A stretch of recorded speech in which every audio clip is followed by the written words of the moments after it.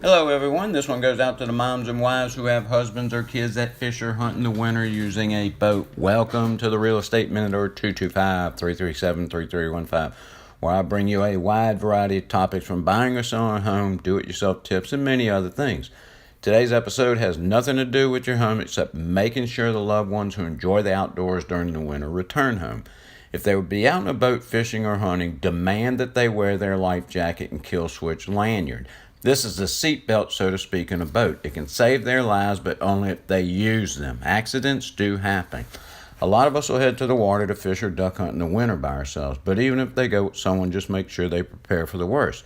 This is a solo trip I made to Bayou Du Large by myself. It is just hard to explain how beautiful it is watching the sun come up on a crisp morning. It truly is heaven for us.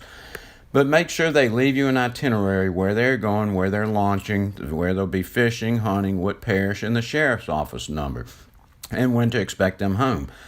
My wife knows I'll be fishing Bayou Du Large, Michon, Caillou, and Bayou Savine area. It is extremely important as well in the winter to make sure they bring a complete change of clothes, socks, wool cap, extra jacket, and a towel. If they fall out of the boat or slip getting into the duck blind, they have to get dry before hypothermia sets in. Before they leave, make them show you hand warmers, a flare gun, a Q-beam. They may fish during the day, have trouble, and have to get back in the dark. An emergency thermal blanket, which will keep the humidity from soaking into their clothes should the boat break down or they get stuck on a mud lump and have to stay the night waiting for help or the tide to come in. Also, a handheld marine radio. Even if their boat has a marine radio, the electrical system can go out due to a short, blown fuses, or batteries going dead, and your phone may not have service to call for help. Also, bring a phone charger and a 12-volt outlet with alligator clips so they can charge their phone if needed. You can't call for help with a dead phone. A friend of mine took what was going to be a 5-minute boat ride from his camp in Cocodrie. Well, his boat died and started drifting. No anchor, no radio, no flares, simply forgot to grab them. He made a desperate 911 call at 5 p.m. to say he had broken down and was drifting, then lost phone service. With a 45-mile-an-hour north wind, 45-degree water temp, and it's 35 outside, and 4-foot seas, he was drifting towards the Gulf of Mexico with waves breaking over his boat.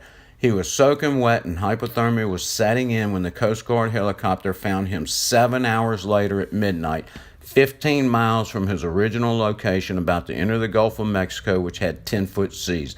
In a 17-foot boat, that would have certainly turned into a tragedy had they not found him. So be safe, be prepared. Hopefully you'll fill the box like I did on this trip. We all love the outdoors, but I'm sure you love your family more. So if you prepare for the worst, you can survive the worst.